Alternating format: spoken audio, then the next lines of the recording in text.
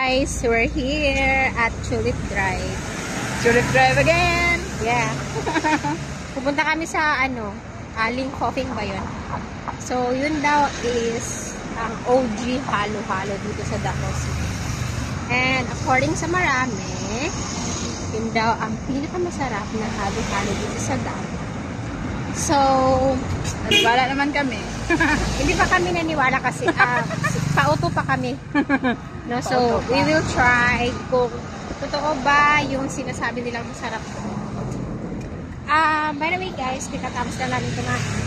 So, naglalakad lang kami. Malapit lang naman yun. Pero sasakay kami ulit. Naglalakad kami kasi we're so full.